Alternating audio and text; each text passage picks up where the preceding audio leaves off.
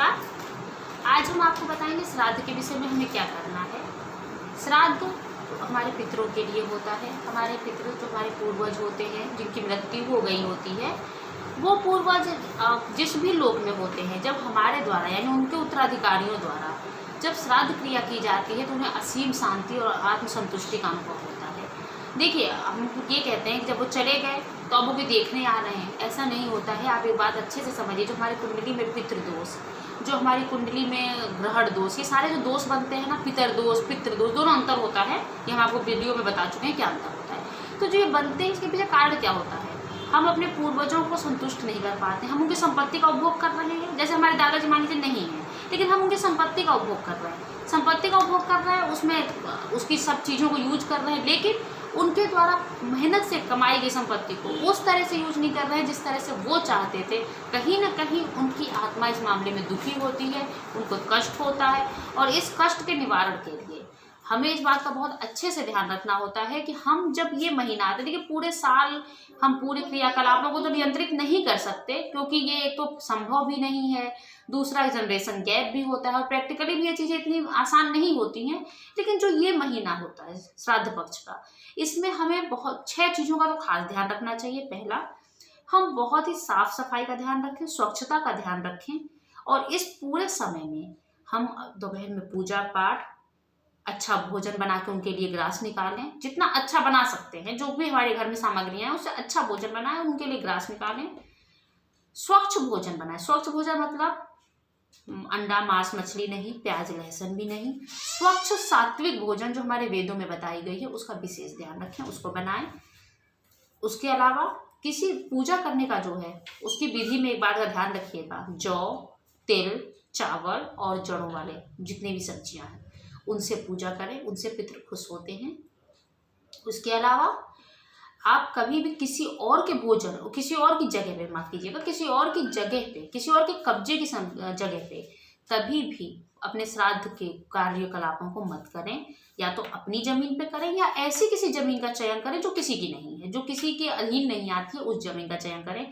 किसी दूसरे की जमीन पे किए गए कार्यों से आपके पितृ कभी खुश नहीं होंगे। उसके हमेशा शांत मन से करें, बीच बीच में क्रोध ना करें, पूरे टाइम क्रोधित ना हो। और ये चीज़ें जो अभी हमने आपको और भी जगहों पे बताई हैं, लेकिन हम आपको फिर बता रहे हैं कि ये चीज़ें जो कहीं कहीं जिसको लोग आजकल की जनरेशन मिथ कहती है कि बेकार की बातें हैं, हमारे पितरों को क्या फ़र्क पड़ता है अगर हम शेविंग करते हैं, नाखून नहीं काटते या काटते हैं तो इससे हमारे पितरों को क्या फ़र्क पड़ता है। देखिए, फ़र्क कुछ नहीं। क्यों कहते हैं ये हम आपको बता देते हैं। इसलिए मानते हैं कि ये वो समय है जिसमें आप अपने ऊपर ध्यान मत दो, अपनी साज श्रृंगार, अपने बनाव श्रृंगार पे नहीं, पूरी तरह से पूजा पाठ, अपने पितरों के ध्यान करो। उनके पूर्वजों के लिए जो कुछ छूट गया है, जो कुछ अपराध हमसे हो गया है, उस पर ध्यान दो। उनके लिए अच्छा जितना कर सकते हो वो करो, उनके लिए भगवान से प्रार्थना करो। कुश से पूजा की जाती है। इन सब के अपने महत्व हैं। भगवान रामायण में भी भगवान राम का है, जब दशरथ की मृत्यु का समाचार मिला, उन्होंने विधि विधान से पूजा की थी। तो इसका अपना एक अस्तित्व है। आज की पीढ़ी भले इसे उतना महत्व नहीं देती है, मगर ये वाकई होते हैं, इसका अस्तित्व होता है। कौवे के लिए ग्रास निकाला जाता है। इस दिनों में जितना ब्राह्मणों को अपने घर में भोजन करा सकते, कहते हैं ब्राह्मण की जो रज होती है वो बहुत पवित्र मानी जाती है और उससे घर में शुद्धि होती है। तो जितना हो सके ब्राह्मणों को भोजन, अपने सामर्थ्य अनुसार ब्राह्मणों को भोजन देना, उनके दक्षिणा वगैरह देना, जो भी श्राद्ध, वो श्रद्धा है, ये नहीं, उसमें कोई जबरदस्ती नहीं है कि आप इतना ही दो, लेकिन जितना आप कर सकते हो उतना करिए। इसके अलावा देखिए, अगर आप इस पूरे दौरान में जो भी श्राद्ध का पूरा महीना जाता है, इस पूरे दौरान में कोशिश करिए कि इस दौरान आप कोई भी अपने घर में ऐसी चीज़ ना बनाएं जिसको तामसिक भोजन माना जाता है।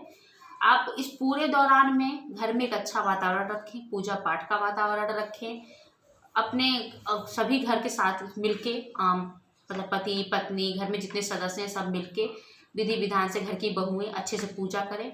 इसका रिजल्ट ये होता है कि, और इस दिन खास तौर से इन महीनों में अच्छे से किए गए पूजा में विश्वास मानिए, पितृदोष अगर किसी की कुंडली में है और वो सात्विक तरीके से ये पूरा क्रियाकलाप करता है तो उसके पितृदोष दूर हो जाते हैं।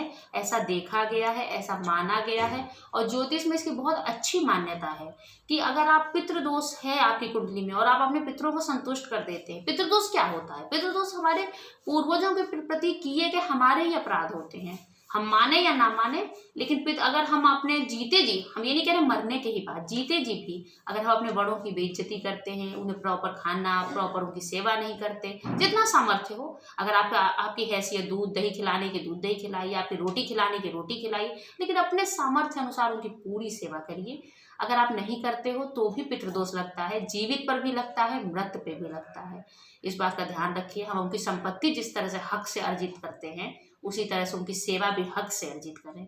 तो श्राद्ध के महीनों में इन चीज़ों का ध्यान रखिए। नई जनरेशन से खास अपील है, इन चीज़ों में विश्वास करना सीखिए, नहीं तो आने वाले कल में आप ही कहेंगे कि हमारे काम क्यों नहीं हो रहे, हमारे हर काम में रोड़े क्यों आते हैं, हमारे काम रुकते क्यों हैं।